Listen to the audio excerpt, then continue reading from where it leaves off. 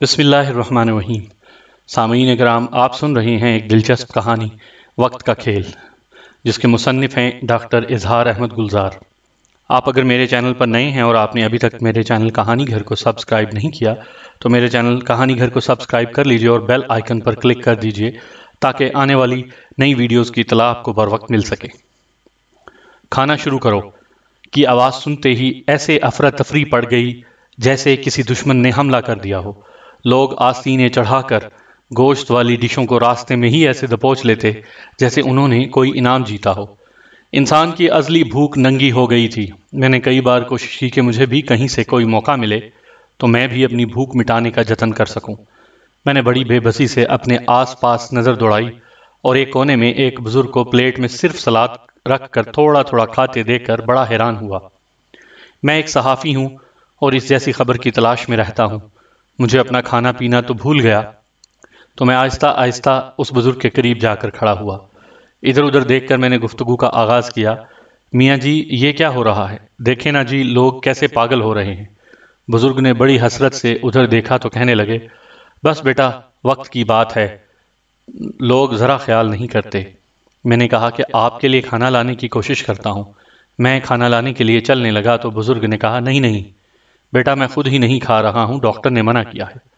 مجھے اس بزرگ پر بڑا ترس آیا۔ میں نے بات آگے بڑھاتے ہوئے ایسے ہی کہا کہ میں نے آپ کو پہلے کہیں دیکھا ہے لیکن یاد نہیں آ رہا۔ بزرگ نے کہا، نہیں بیٹا، میں تو بہت کم باہر نکلتا ہوں۔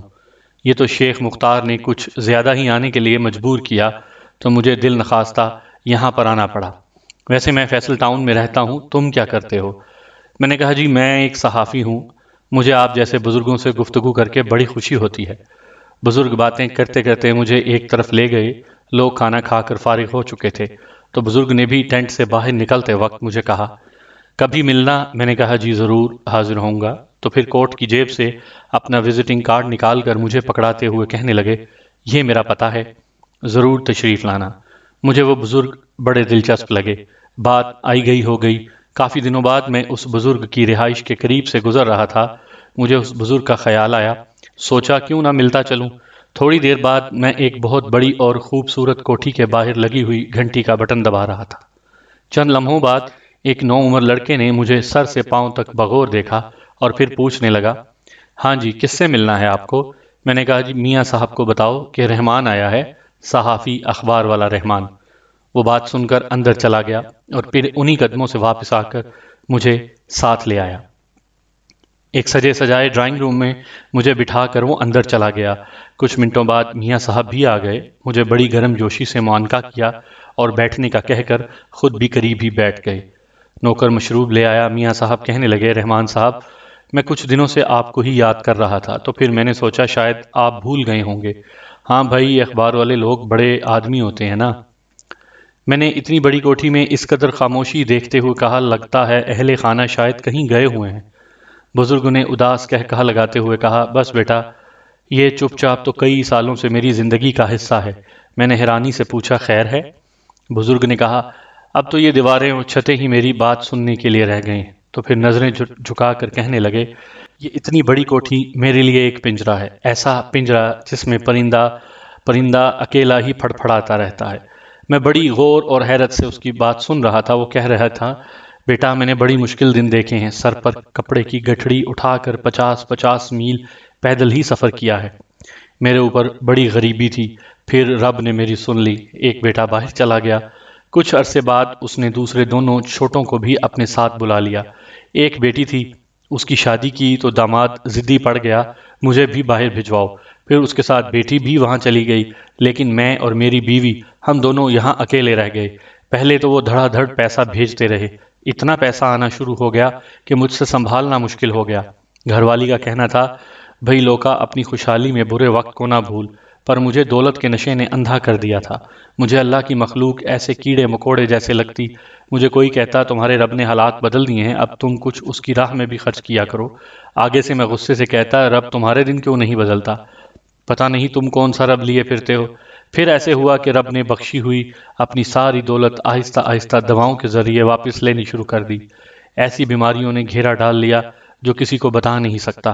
اللہ مجھے معاف کر دے، 5-6 سال پہلے بڑا بیٹا آیا تو یہ کوٹھی بنوا کر پھر چلا گیا۔ سنا ہے اس کے ساتھ ساتھ چھوٹے دونوں میں بھی وہی میمیں کی ہوئی ہیں، مہینے 2 مہینے بعد خرچہ بھیج دیتے ہیں۔ پچھلے سال میری گھر والی اللہ کو پیاری ہو گئی، انہوں نے اپنی ماں کا ٹیلی فون پر ہی افسوس کا اظہار کر کے بات ختم کر دی۔ رحمان صاحب، میں کبھی کبھی سوچتا ہوں جب یہ کوٹھی کار نہیں تھے میں بہت سکھی تھا، خوشیوں سے میرے گھر کا آنگن کھلا رہتا تھا، میرے بچوں سے گھر جنت سے کم نہ تھا، سارے بچے میری نظروں کے سامنے تھے۔ میں کتنا بد نصیب ہوں کہ میں نے اپنے پوتے پوتیوں نواسے نواسیوں کی شکل تک نہیں دیکھی، سارے خیر سے جوان ہو گئے ہیں۔